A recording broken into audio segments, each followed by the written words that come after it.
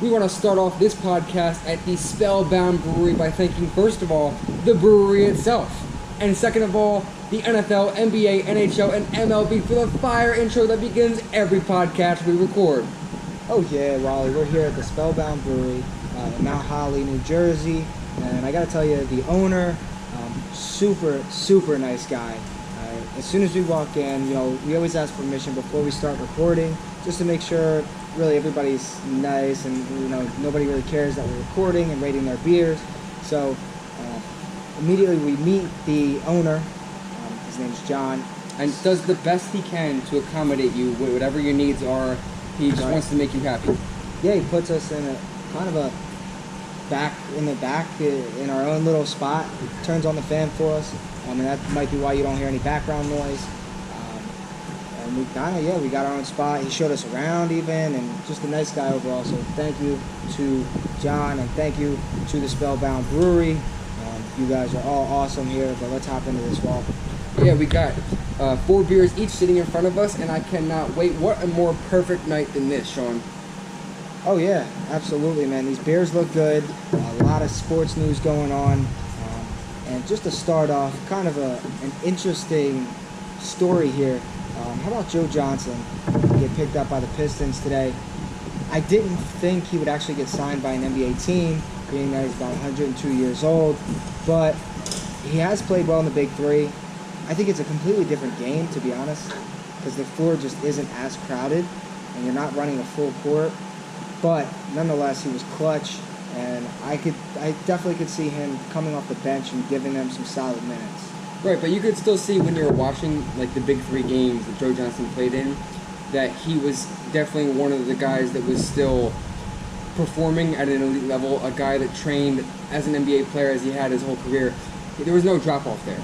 You could tell just by the way he was running around, the way he was getting his shots up, that that's an NBA player who's playing in the Big Three right now. And that's the reason the Pistons brought him on, because the Pistons are trying to make a playoff run here. I mean, they got all the pieces in place, and really to add a veteran closer like that who can come in for you and, you need a big shot with a couple seconds left, Joe Johnson can be that guy, but you also need a couple big minutes at the end of the first quarter, Joe Johnson can be that guy. Do you think Joe Johnson has played well enough in the Big Three to take him over a guy like Carmelo? I don't know about that, but I think the part that really got Joe Johnson in the NBA again was the recency effect. I mean, we saw Joe Johnson playing basketball at a competitive level in recent months. We saw Carmelo playing pickup, which is competitive, but it doesn't count for anything. Joe Johnson was playing for something that really counts on a different sort of level, where there's refs and they're keeping score. And so I think that's Milo fell sort of victim to the recency bias, where we haven't really seen him play basketball like that in quite a while. Yeah, I agree. I definitely see where you're coming from there, because it makes sense. You see Joe Johnson play now, and you see he's been clutch on a consistent level, and it just worked out for him. Definitely worked out for him. The Pistons might have the oldest team in the NBA, but we'll see. A lot of vets, and with those vets comes with 10-year and contracts, and we wonder how that's going to work out too, because they got, Griffin, Derrick Rose. Now they have Joe Johnson. Yeah, and I'm wondering if they even think about signing Carmelo. Probably not. I really do think that Carmelo's done in the league, but we'll see, man. We'll see what happens. So another topic I wanted to move to was Anthony Davis recently has been chirping a lot for the Lakers. One of the things he said was that he wanted to make sure the Lakers were a defensive juggernaut. He wanted to make sure that both him and LeBron made the first all-defensive NBA team. Now, we know kind of the bias against LeBron in recent years about his defense and stuff. And Sean, I want to ask you, is it possible that LeBron could make the all-defensive NBA team this year at 34 years old? Yeah, I don't see why it wouldn't be possible. He has to get back to what he used to be on defense, just that dominant guy. I definitely think he's taken time off, and and even when he went to the Lakers, one of the things that came out was that he didn't want to be that primary ball handler, which is different. That's different from what you would normally see from a Cavaliers LeBron, right? He's normally the guy that wants the ball. Right. He's normally the guy that wants to be in on everything. And last year he kind of took a step back and let other people take the reins. So I think all that has to happen is his mindset has to switch from here you handle it and I'll help to I'll handle it and you help. Right. And I think it's possible LeBron could actually do it, because if you think about last year, he was being trashed for his defense a lot, but they were picking out specific plays where maybe he didn't run to the closeout or he didn't jump in the way of a dunk or something. But there's plenty of players that do that all the time. And really, I think he was about 60 to 70% of what he could have been defensively.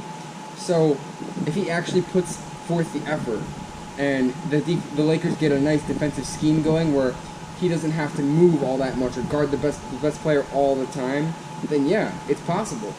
And the numbers will be there for him. You know how good LeBron is at steals and blocks and stuff.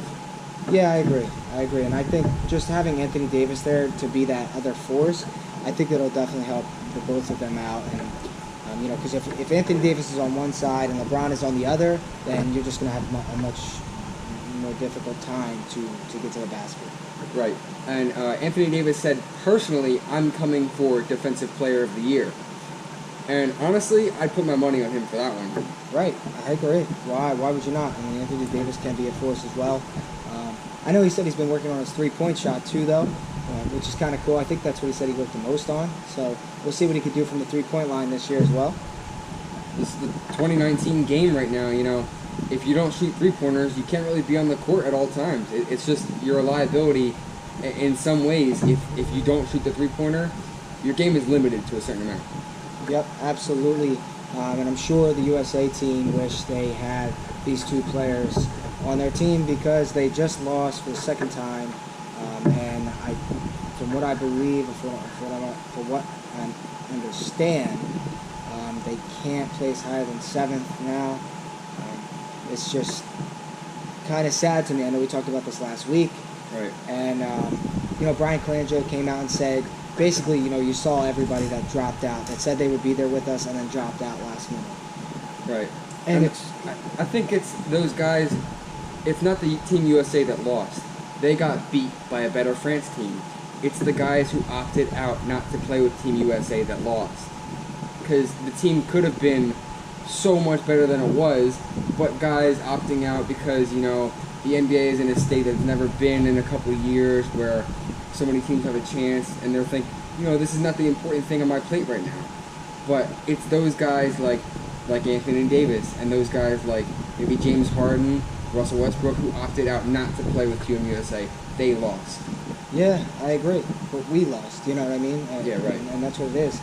And I don't know how much, the more I think about it, I don't know how much more practice a pickup game is compared to an actual game, where people are playing.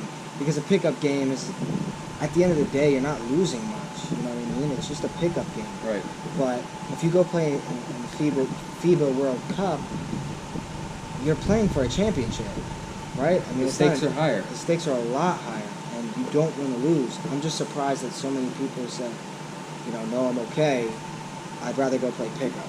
Right. It doesn't make much sense. I mean, you can still ball out in the same way. You can work on your game, up a little bit of craft here and there. I think most of these guys, what they want to do in pickup is try out some new moves and stuff. But it's not like they can't try out those same moves against better competition in the FIBA World Cup. I mean, all in all, the most important thing is that last game when they won, the game before they lost the first time, they qualified for the Tokyo Olympics next year by winning that game. That's all that matters. Yeah, I guess so. One thing I want to do too on this episode is I want to give the Raptors a shout out. They added the 10th female assistant coach ever in the league, and I think that's awesome. I think that's a big step forward, especially with the news that came out about Kent State, their field hockey team getting booed off the field for football in double overtime against Temple, which is just ridiculous. Right. Absolutely absurd. So I think any step forward, whether it's an assistant coach, whether it's, anything really, any step forward is great. And I just wanted to give the Raptors a shout out because that's awesome. And I just think if you're supposed to be there, then it shouldn't matter. Definitely, I agree. If you've got the goods, you deserve a fair shot. And if she's got the goods, I mean, she's there for a reason. She's one of the best coaches, and she made it to that level. And the Raptors want her on their team. And let's not doubt the Raptors this year either, especially with an addition like this. They just won the championship. They've only lost one player. So they could still be one of the 4 or 6 best teams in the East right now. And maybe with this addition, this could definitely bring them to another level. Absolutely, man. And so shout out to Brittany Donaldson and the Raptors organization. Good job, guys. And look for a lot of other NBA teams to start doing this as well, especially with the way a woman can reach other NBA players. Players just listen to women differently. It's just the way it's going to be. It's not good or worse. It's a different point of view. It's a different voice in the room. And sometimes you need that. Yeah, absolutely. That could definitely be a good thing, man. And but let's round this thing out. There's a lot of controversy surrounding this guy, AB. How about it? I don't even know what to say. It's so crazy. I mean, one day you go from my feet hurt, right? Just think about where this started. My feet hurt. And now he's playing for a different team, facing a suspension for rape. I mean, geez, let's just walk through this really quick. I guess, 1 thing at a time. Let's follow the timeline. The frostbite on his feet, and the Raiders were all in, backing him all the way up. Absolutely. You know what? Let's do this, Wally, because that is a long saga. And my beers are getting a little warm. Right. Let's hop into these beers. I've been looking at my beers, eyeing it the whole time. We got to get to that. Yeah. Let's get to the beers first. AB's going to have to wait. Come back to AB. Listen, he's not waiting for anything else. Let's make him wait for this one. All right, so right about that. So we got Brews for the Bleachers coming at you right now. Brews from the Bleachers. Wally, you started last time, so I'm going to start this time. Again, we're at Spellbound Brewery. Great people. Just a great time here. Great atmosphere. So I'm going to start out with my lightest, which is the Hefeweizen. A light beer. Let's go ahead and try this one out here.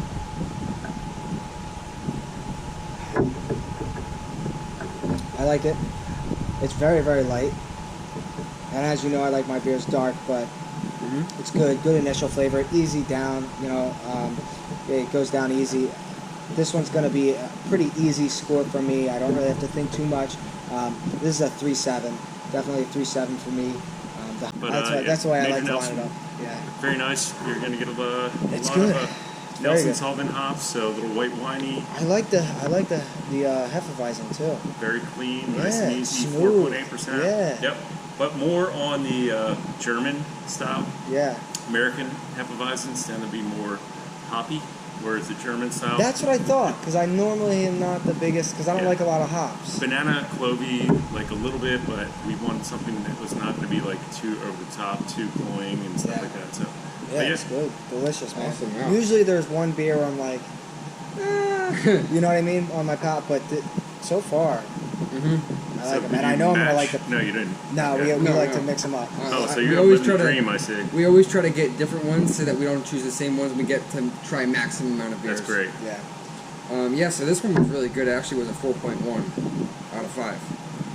So that one was delicious, and I'm actually really excited to try the oatmeal raisin. And wait till you get to living the dream. That is like alcoholic Hershey syrup. Awesome. Yeah, but it doesn't taste like any booze at all. Oh, you get the bourbon cherry. Oh, yeah, that one choices. sounds really good too. At the Spellbound Brewery. Well, one of 3. Me, I'm John, and Mike and Scott, and our brewer Megan.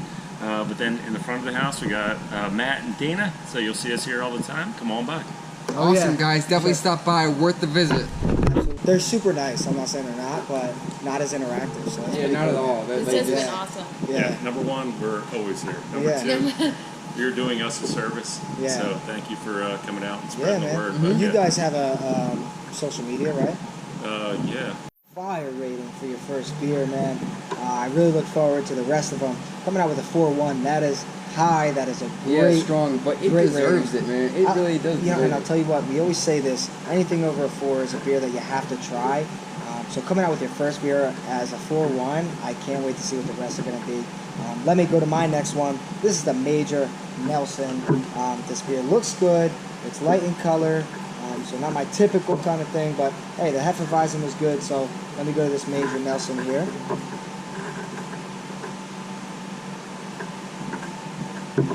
That's good. All the way down the gullet, whole thing, huh? Yeah, that was good. That was good. Major Nelson Pale Ale. Let's go ahead and read this. We dry hop a pale with Nelson, Salvin, Citra, and Mosaic, giving it a bright, tropical, citrus hop profile. Coming in at a 5.5% ABV. And that's another good one. Again, it goes down easy.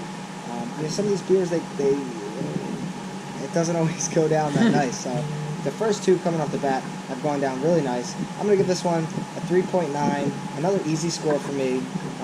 Just a good beer overall. Just a good beer.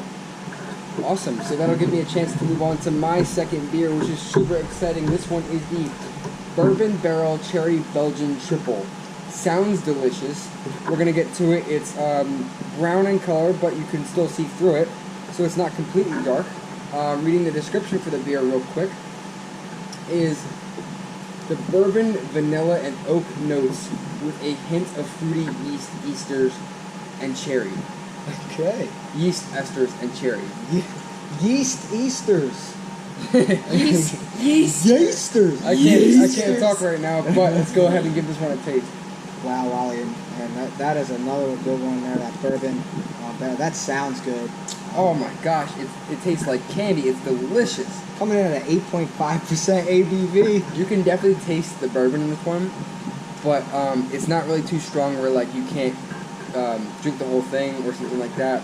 And really, like drinking the first sip makes me like it's addicting. I just want another sip and another sip.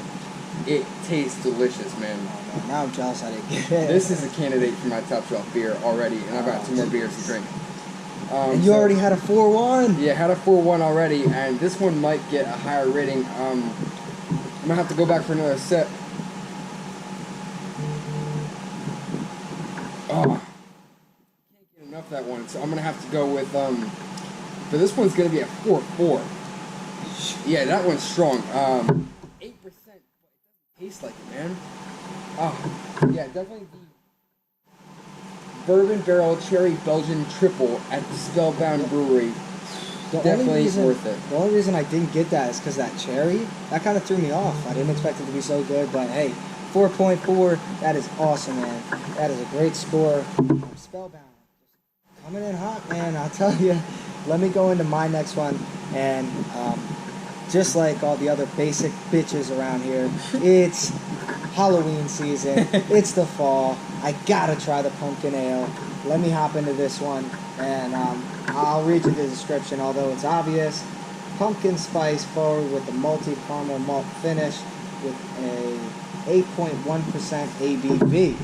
Let's hop into this one. About that time of year when you get pumpkin this, pumpkin that, pumpkin yogurt, pumpkin coffee.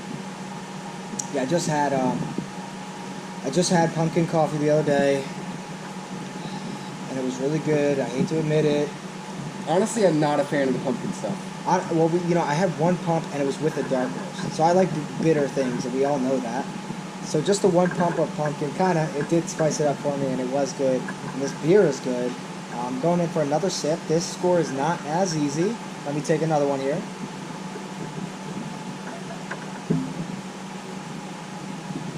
You can tell it's an 8.1%. That's for sure. You can definitely tell. Tastes strong? It's strong, but it's got that pumpkin finish, and it's that time of the year. I'm feeling the pumpkin. It's so good. This is a hard one for me. 4.1. 4-1. The Spellbound is coming in with strong scores. Yeah, this is definitely a candidate for top shelf beer for me, Wally. It's very good. I haven't gotten a really bitter beer yet. I don't know what's happening to me. But it's good. 4.1%, Wally. It's that the over-under is changing you, Sean. All right, so my third beer is the Oatmeal Raisin Cookie Ale. Saw the name, and I was like, immediately, that's got to go on my palate. I honestly saw that one first, and I didn't even choose any of the beers at the moment, and I wrote that one down first. And I didn't even expect it to be this dark. You can't see through it. It's almost black, but again, those beers are delicious.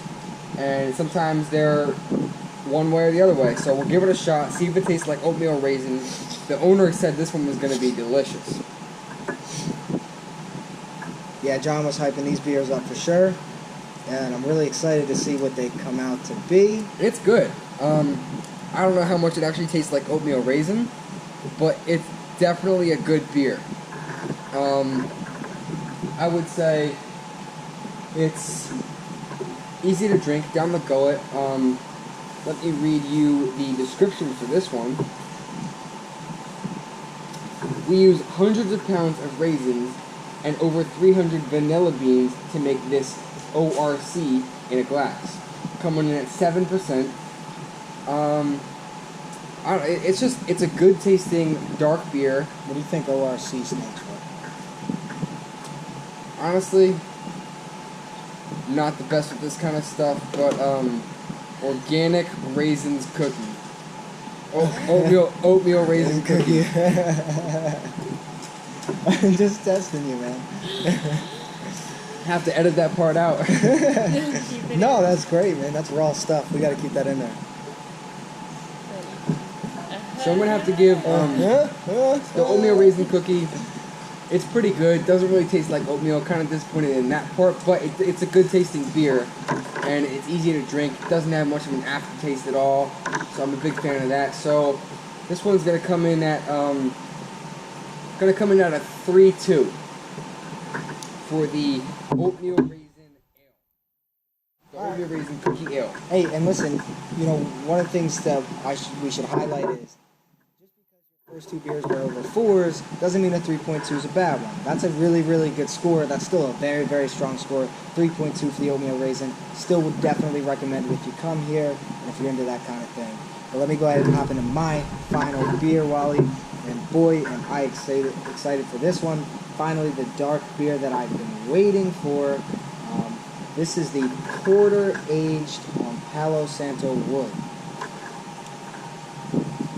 Let me go ahead and read the description before I hop into this. GABF Silver and Gold Medal winning Porter Aged on Palo Santo wood, coconut, anise, and chocolate malt at 6.9%. Come on, man. What do you think GABF stands for? Good morning at ball face. If I had to guess. Great American Beer Festival is my real answer. That sounds more like it. That sounds more like it. Let me go ahead and hop into this one. It's dark. And it's for me. It's your only dark beer on the palate tonight. Stepping out of your comfort zone. Oh my god, it tastes like... Oh, that is so good. That's definitely my top shelf beer. That's definitely my top shelf beer. Is it that good? Wow. I've already decided. It is so good. You can taste the chocolate for real. Like, it is so good. That is easily, that's a 4.6. That's a 4.6. Might have to jump over to your palate and get that one in my top shelf. Is that cheating? That's a 4.6. Yeah, Yes, have we ever done that's that? cheating. Yes, Have that's we cheating. done that before? Dude, I am telling you, that is hands down one of the best beers I've ever had. Wow. Like, that is so good. I didn't expect that. And I like porters because they don't fill you up as much as a heavy stout would. That is delicious. 4.6. Might have to get that one to go, man. And, like, how can you... Like, there's nothing to hate about this beer. First of all, the name, awesome. And I love chocolate beers, but they're hard to do. No, not this one. It's a porter, and it's so good. 4.6. 4.6. That's the highest rating that we've ever had on the over-under for a beer. And that's going to move me on to my last beer of the flight here, and that is the Living the Dream, because that's what we're doing here on the over-under. We're just living the dream every day. Follow us on social media for Living the Dream as you see each of our posts. Follow the podcast. You're able to see it on Instagram, Twitter, Facebook, YouTube, everything. So I'm going to read you the description for the Living the Dream Bourbon Barrel.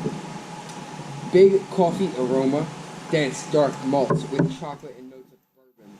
Finishes with malt, bourbon, and oak. Coming in at 11.5%. It's a dark beer. Can't see through it. I'm very excited for this one. Wow, we drove separately this time, so I don't know if I could drive you home. Super, super dark. Definitely that dense, dark flavor, that the bitter flavor that you're looking for when you drink a beer is present in this one. But it tastes good still. A hint of chocolate in there, and I can definitely taste the bit of coffee is also present. The coffee is strong. It does taste sort of like a black coffee almost, but it's good. And it doesn't really taste like 11% would. I know that it is 11%, and we did drive separately. Hopefully I'm not stumbling out of here tonight. But it's good, so I'm going to have to give this one. I'm going to go in for another sip right now.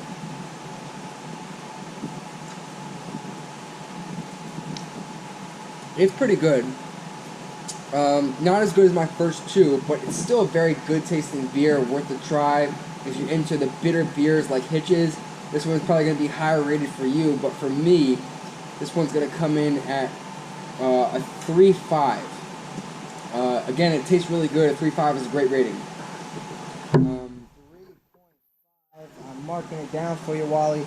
Let's go ahead and add up these scores, then we'll average them out and get everything together and get this brewery a final score. Absolutely. Final score coming at you in just a couple seconds. The final score for Spellbound. I'm super, super excited. Wally, this is a great brewery, great beer, great time, great atmosphere, and great people. We love it here. Wally, please do the honors. So the final score average of me and Hitch's 8 beers averaged together is a 15.75, coming in hot at the Spellbound Brewery. Spellbound Brewery, 15.75. That is amazing. What a good score. You gotta check this brewery out if you're in the area, or if you're not. If you gotta go out of your way, if you're a brewery person, if you like beer, come here. You have to check it out. This is an amazing place. Not only the beer, but your experience will be incredible. There's so much space. Their anniversary, you gotta listen. Their anniversary is October 12th. They're having a huge event. They're gonna have a band. They're gonna have a ton of people here, and there's a ton of space. It is great. And if you want to meet the guys from the Over Under podcast, come out on October 12th at the Spellbound Brewery. We will be here that night, going live on Instagram, recording a podcast, do the whole deal. You want to be interviewed? Come there. We'll interview you. We'll talk to you. We'll give you some signatures if you want them. Whatever. I don't care. Come out. Check it out. Meet us. It's a good time. John was a great guy. And I'm sure the rest of the owners are as well. Come out October 12th to check it out. Also, Absolutely. please follow them on Instagram. Follow us on Instagram. Okay? You're looking for Spellbound Brewery. That's on Instagram. They're on Facebook. I'm pretty sure they're on Twitter as well. Go check them out. Look them up. Follow them. Give us a follow as well. We are the Under Over Podcast. That is at The Over Under podcast, at the OU podcast on Instagram and Twitter. We are also on YouTube at the Over/Under and Facebook as well. So for my top flight beer of the night, we are going to go with the Bourbon Barrel Cherry Belgian Triple. You should stop drinking because it's the top shelf beer, not top flight. Figure it out. And all right, it's yours, top shelf beer of the night? Top shelf beer. I'm going to go with the Porter Age on Palo. That is great. I'm super excited to get a full glass of this. That chocolate, man, that really won me over. What a great flavor. Let's grab these beers, then let's hop back into sports, Wally. I can't wait to talk about AB. We flashed it earlier. Now let's get into the real thing. A ton of topics to get to. Let's go get our beers. All right, we are back with our top shelf beers, and we are excited. We got the fancy glasses. Fancy glasses are my favorite, and I got the Bourbon Barrel Cherry Belgian Triple. Sean's got his favorite beer, which I actually tried. That's definitely a Hitch beer right there. Oh yeah, that Porter on Palo. It's good. That's my 4.6. Yeah, but again, we got a ton of topics to hit right tonight, so let's jump right to it.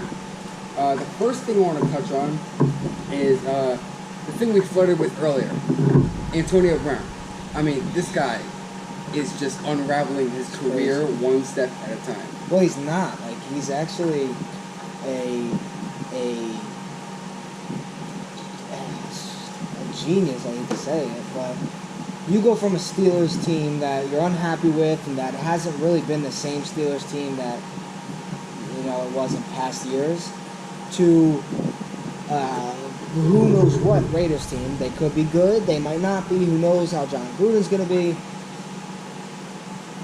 to a Super Bowl champion New England Patriots. That already had enough talent to win the Super Bowl. Did you see them Monday night? They looked fantastic. They looked like a juggernaut.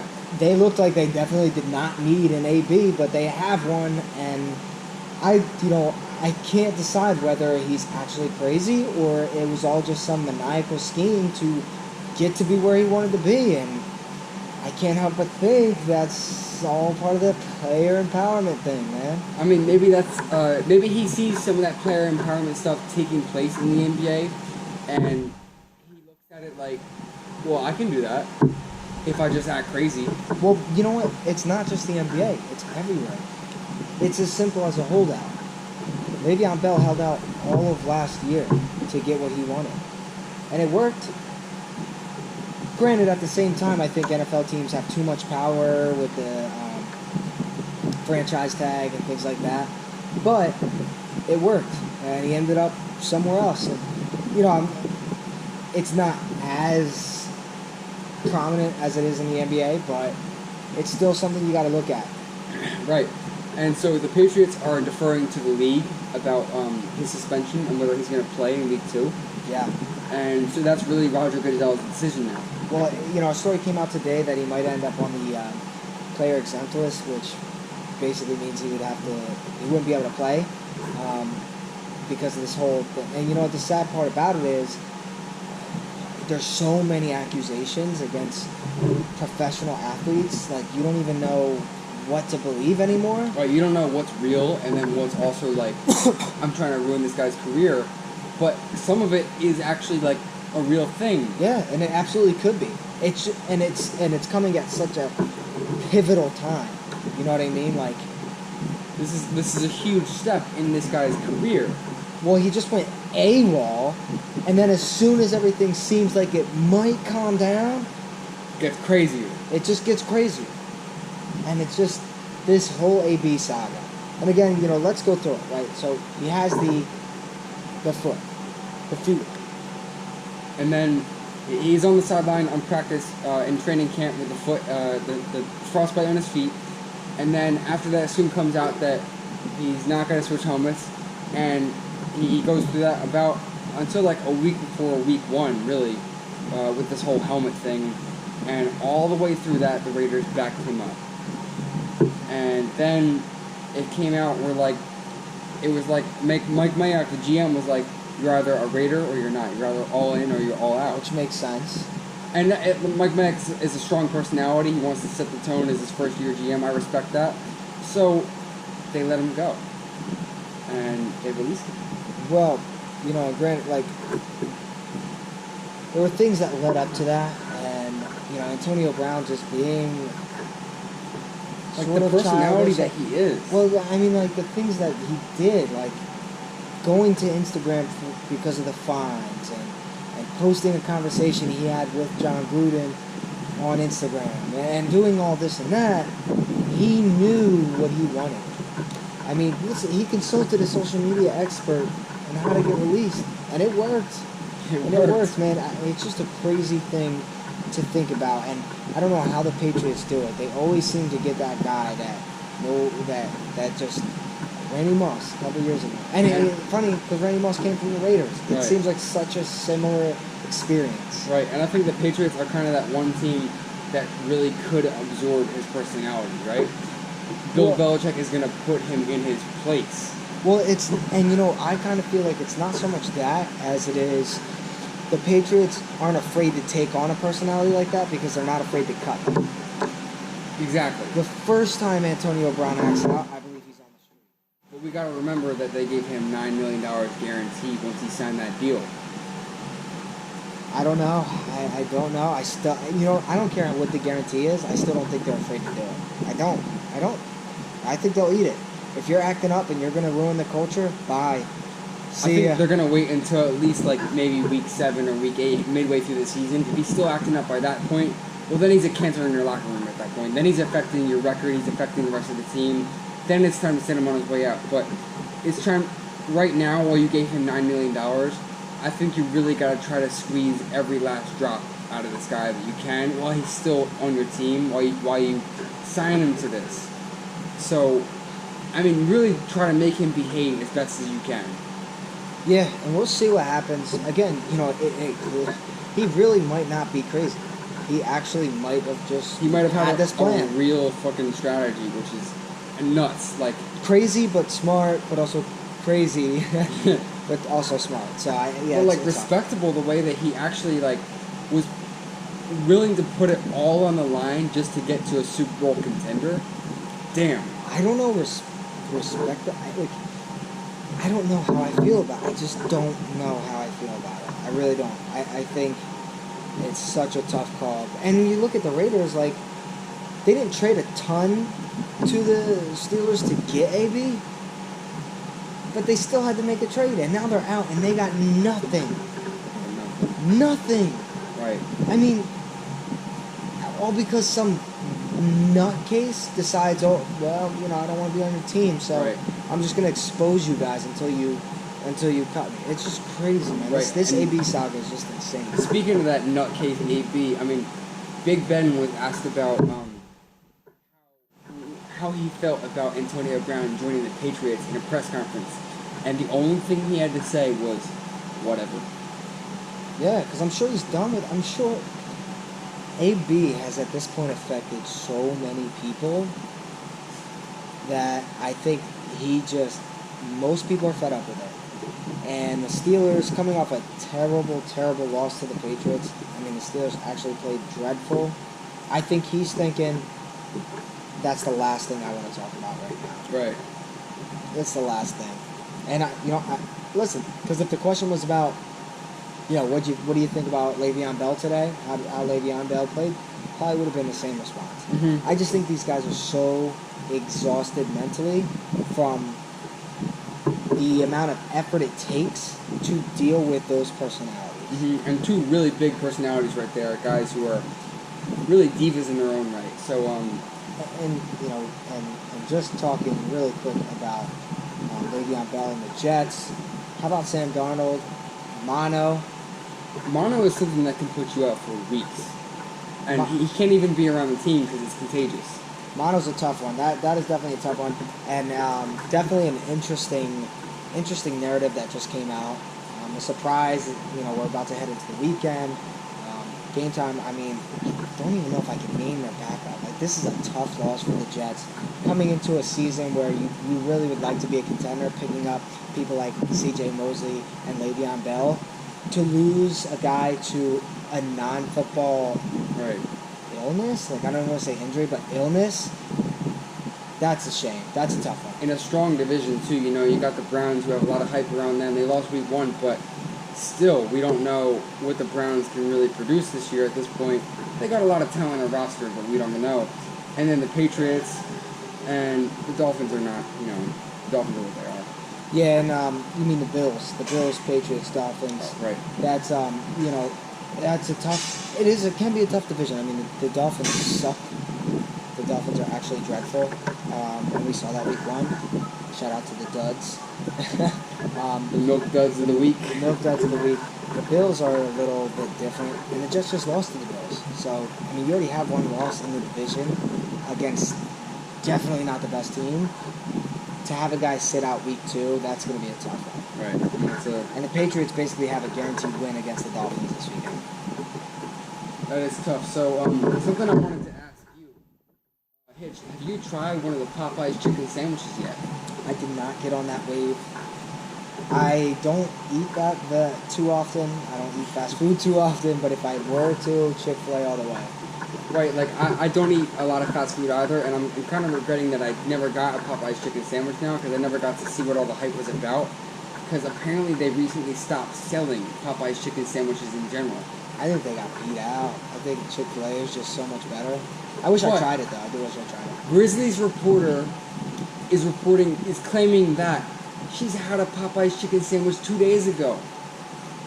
Are they selling chicken sandwiches in secret?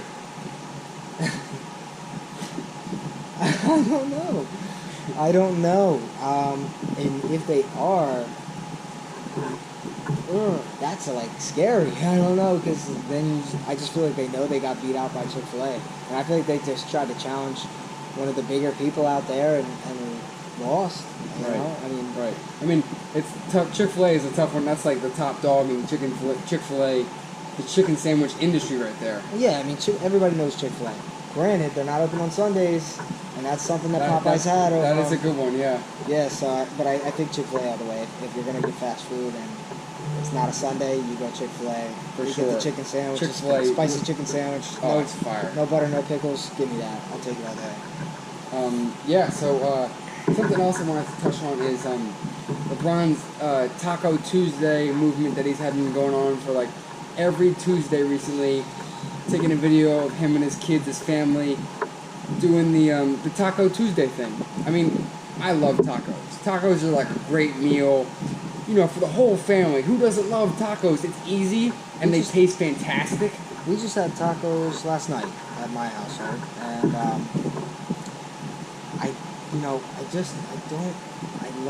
love tacos too. I get it.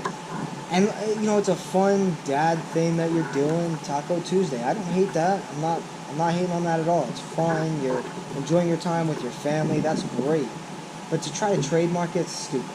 It's so stupid. And we know that whenever LeBron does something, he's got an end goal associated with it. What are you gonna make a couple bucks because people say Taco Tuesday? Like, does he think he's the first one to ever put Taco Tuesday together? Like, he knows like this has been a thing forever, and so he wants to trademark it. The patent didn't go through, so we can all still say Taco Tuesday, which is fantastic. Yeah, no, definitely, man. I just don't understand why you have to.